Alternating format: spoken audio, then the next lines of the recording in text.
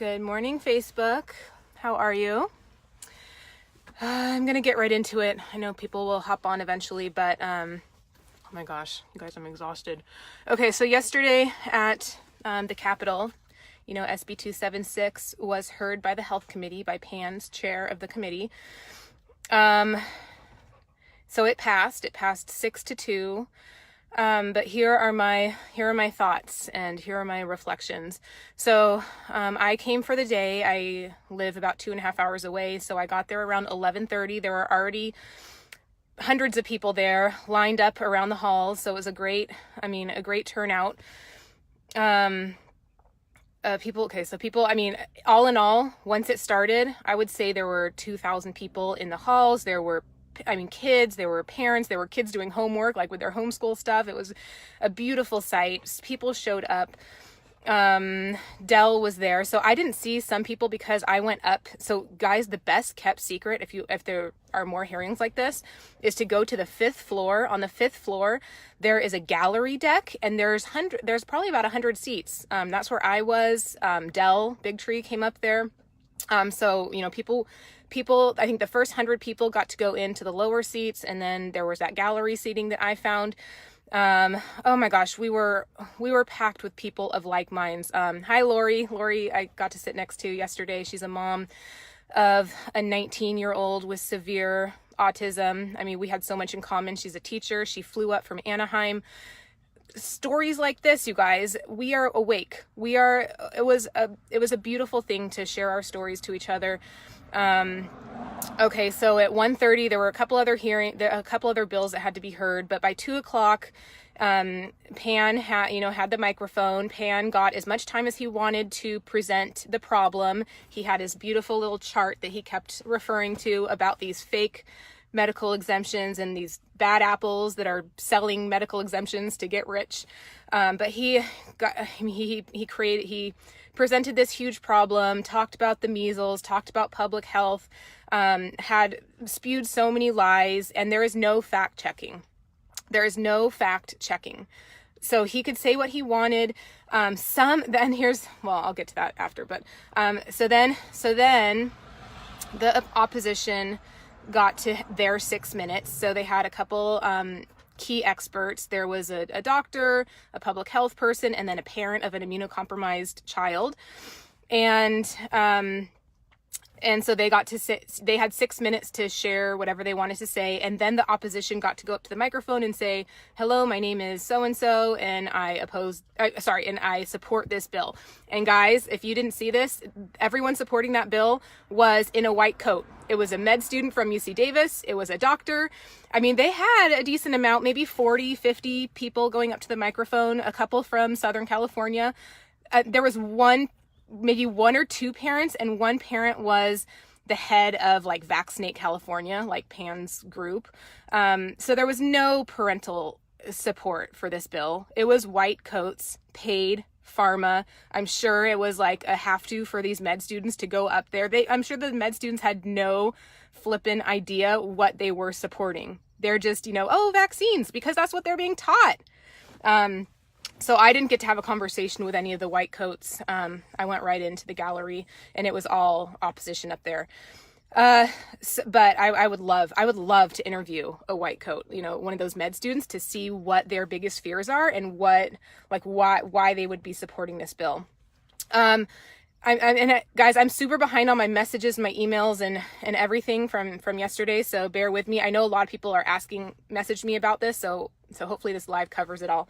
Okay. So then the opposition, we got 6 minutes to present, our concerns. We had a few doctors up there, but 2 got to speak. They were okay. I mean, they're loving doctors. I mean, they're so brave. I'm so thankful for these doctors that came all this way to testify. I don't know who they are. They weren't the strongest speakers they were good at presenting because they were pretty much reading off of a paper to present, what our concerns.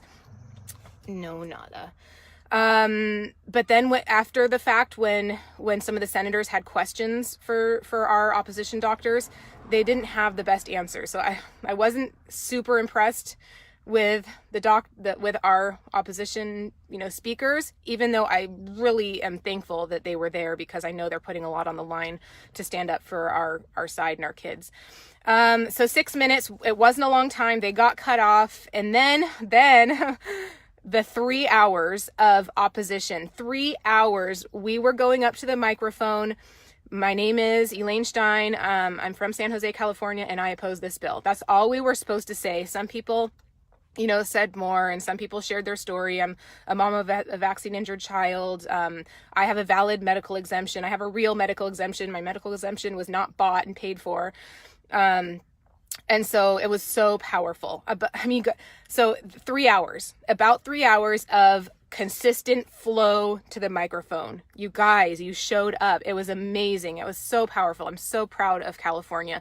People from Southern California, San Diego, people flew up for the day. People drove up. People are still up there in Sacramento. The sacrifices that people made to be there, I am just so impressed. My heart goes out to everyone who made the arrangements to get there, because your voice mattered. Even if it was for 3 seconds at that microphone, waiting for 4 hours in the hot hallways, your voice mattered and was heard. Speaking of being heard, it's crazy because these senators who were on the health committee, they got up when they wanted to, they left for an hour or two, they came back, they were on their phone, they were chatting with each other. At one point, there were like 2 senators there listening to the opposite, listening to our people in the microphone. We're paying. I don't understand. I don't understand that we pay these people to be sitting in those chairs, to be hearing our voices, and they're not there. Maybe they have another bill to hear. Maybe they have, I don't understand. It should be a non-negotiable that their butt is in that chair listening to everyone who made the sacrifice to be there. A couple senators, Senator Stone, I think she voted no. I was watching her a lot, and she looked so kind. She was looking right at the person in the eye that was at the microphone. Like, she was there the entire time. I was so impressed with her. I just kept going. Opposition. What did not help, you guys, was when some people went on little mini rants from our side, about vaccines or about this or that. And it made us, look bad. I don't know if you guys watched the feed, but some people, made us look even crazier than we need to look. So that was not good. So by 6:30, I believe about 6:30, yeah, 6:30, it went on forever, you guys. It was amazing. So many people. I wasn't even in the hallway. I can't imagine sitting in the hallway for 3 hours. I had a seat. I was watching. It was great. 6:30, I believe the last person, opposed in the microphone. And then Pan got another, however long he wanted, to chat away, to talk about the problem and close and tell his side. And that was it. And then some senators got to ask questions. Senator Monning ended up voting yes. He was very concerned about the 70% vaccine rate at one of his areas. One of his schools, I guess, has a 70% vaccine rate, and that was his major argument. And then there were some other good questions. What I noticed is that Pan didn't answer the questions. Someone asked, so there's all these parents of vaccine injured children or fragile children, immunocompromised children who have experienced vaccine injury. And what about their siblings? That is my situation, right? Here's Jackson, vaccine injury. We have a binder this thick of all his medical history, all the issues going on, underlying medical issues. And here's my daughter. So Senator Pan, are you expecting my daughter to be fully vaccinated and me take that risk? I think not. So he never answered that question. A couple senators asked him that question. There was no chat about that with siblings. So I'm still confused about that. I had to leave by 7:00. At 7:00, Del Bigtree was out there. I think actually the rally started earlier than the hearing was even over. So Del Bigtree was speaking. There was a DJ out there. I didn't go to the rally because I was still inside. But you guys, it's exhausting. I know I felt defeated, even though I knew it was going to pass. I knew I was prepared that it was going to pass, but it still is defeating, right? it still is like, oh my gosh, are we ever going to make way? We show up, we speak our truth, we share our story, we've called our senators, we've called our assembly people, we've done the work, we've done it, and they still don't listen to us. The system is corrupt. It is. I'm so not political. I've never gotten into politics, but this matters to me. This matters to me, and our voices are not being heard. Lies are being told within the room, within the hearing room, and senators are voting based on the lies, and based on the fear, and based on public health. What about the rights of an individual? It's ridiculous. Oh, and this is the other thing. So there was that mom of the immunocompromised child. She said she was 2 years old, couldn't have live virus vaccines because of something, I don't know. And then here's Otto. Here's Otto in his wheelchair. He was amazing. He sat there the whole time. So then Senator Stone, she was wonderful. She was like, so what's the difference? Like, why doesn't Otto had a vaccine, a documented vaccine reaction. He's in a wheelchair. Why does Otto not get to go to school, whereas this immunocompromised child does? Makes no sense. These are the questions we have to be asking. So guys, this is a marathon. It's not over. Yes, it voted out of the health committee as expected, but it's not over. So now it's going to appropriations because there's some kind of there's a financial component to it. And then once it gets voted out of appropriations, it will go to the Senate floor. So this is not over. Even though the health committee voted it out, it's not over. We have to keep going. So call your senator, meet with your senator. Tomorrow, I'm pulling my kids out of school and we're going to their coffee talk. Senator Bell has a coffee talk. If you are in my area, message me. We are going to this coffee talk. You have to RSVP. I'm taking Jackson. I'm taking Sophia. I'm going to ask the questions. I'm going to ask him, here's Jackson. I'm going to take my medical binder and I'm going to take Sophia and say, how in good conscience could I vaccinate my daughter? What contraindications? Am I going to wait till after the fact, till she's vaccine injured, and then I'll get her medical exemption? No. So it's not over. Call senators, fax in your story, schedule a meeting with their staff. Yes, those meetings matter. Even if you can't meet with a senator, meet with the staff. Same thing with your assembly people. If it does happen to vote out of the Senate, it's going to go to the assembly for a vote. Your assembly people matter too. So start to schedule those meetings just in case. So, gosh, I mean, oh my God, the other thing was funny. As I was walking out, I heard Dell speak, and he was comparing Senator Pan to the measles. I forget his comparison. If you want to watch Dell's speech from yesterday, go to the We Are Vaxxed page and you can watch it. But he said, so it's going to be uncomfortable. It's going to be itchy. There's going to be a rash. There's going to be bumps. But we are going to get to the other side. And from there, we're going to be immune. We're going to be immune. We're going to have our freedom. We are going to win because we have truth on our side. It was crazy, you guys. So many people know the truth. Maybe the senators in that room didn't know the truth, but we know the truth. It was amazing. I mean, you could feel the loving energy of these people. I'm so proud of California for showing up. People from San Diego, Dana Point, LA, Anaheim, Ventura, people from Redding. I mean, North, South, California is big, you guys. People sacrificed and brought, oh my God, the other thing that like melted my heart, these parents. One of the first couple people to oppose the bill was a parent of a severely vaccine injured child, and he was maybe 19 or so, came up to the microphone. The parent opposed the bill. I think it was a dad. And then the boy pushed his iPad button and spoke it into the microphone. It said, I oppose this. Did you guys see that?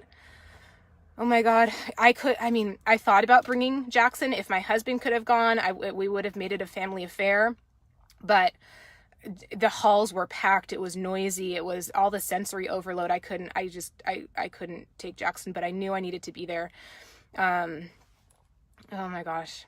It was an emotional, powerful day, meeting so many people with similar stories. Parents are so passionate about this. You guys, we're not going away. The parents at that building yesterday, even if this law passes, there is no way they are going to vaccinate their kids.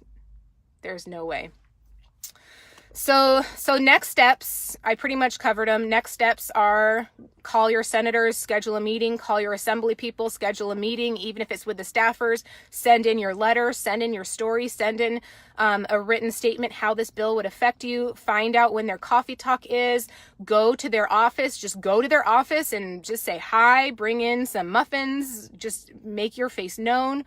This matters, and they have to, your individual senator, assembly person has to see that you care about this. If you, and I'm talking to you, California, every single one of you, whether this affects you directly, whether you just think this is far overreaching of the state and it's draconian legislation, like I think, you need to do something. If you sit back, this is going to pass. We're limited with our time. We're limited with our resources now. It's going to pass if you don't do anything. So if you think that, oh good, Elaine's talking and this person's talking and wow, they scheduled a meeting with their senator, that's great, but it's not gonna save California. The California senators are getting bad information. They're getting lies from one side. So you need to educate in a loving, not angry, not condescending, not angry, but we need to educate. Oh my gosh, the other thing, things are just coming to my head. I'm so tired, you guys.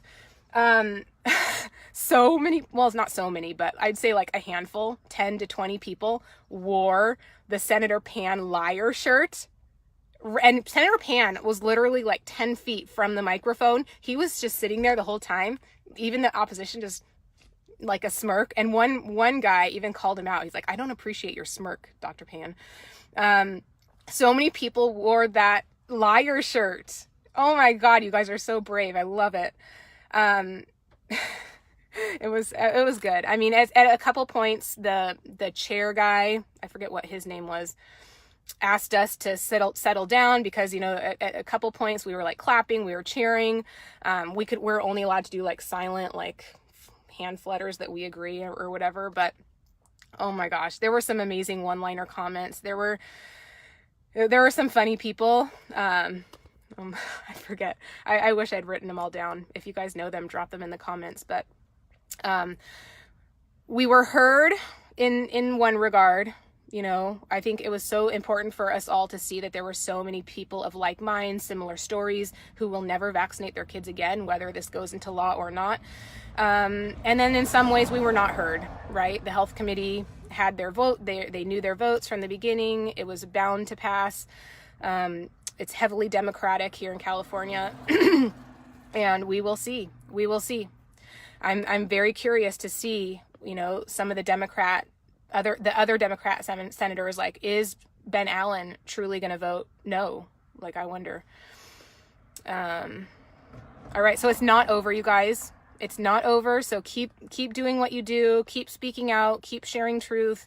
But the most important action steps is meeting with your senator and meeting with your assembly people. All right.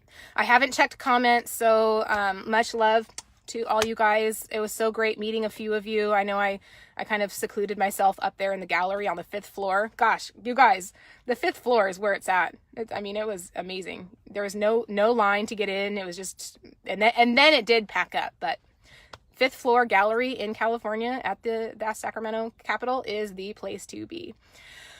Okay, you guys, reach out with questions. I'll try to check in the comments. If I missed anything, I'm trying to remember. I think I covered all of the main topics, but we filled that Capitol with love, you guys, and love and education, and coming from a place of knowledge and strength and power is where it's going to, is how we are going to impact. Oh, the other thing is, so Lori, who was sitting next to me with the son, you know, the 19-year-old son with autism, she was like, and I didn't notice this, but she was like, did you just realize that it's not just the rich white women here?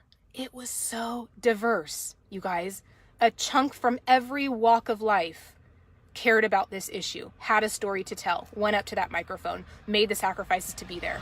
It was so diverse. Moms, dads, we had chiropractors, we had medical doctors, Dr. Holstedt, who we went to at one point in Monterey, he was there, he testified. Dr. Sears, there were legit medical doctors, lawyers, concerned parents, every walk of life, black, white, Indian, Asian, Mexican. I mean, this is not a rich white women issue. This is a health issue, a freedom issue, and parents care. And I'm so proud of you parents. I'm so proud of everyone who sacrificed to be there, who is caring, who is scheduling those appointments, because that's what it's going to take. I still can't believe this bill is in place. It makes no sense. Okay, guys, I'm going to hop off. Hope you guys have an amazing Thursday. Love to you all. Bye.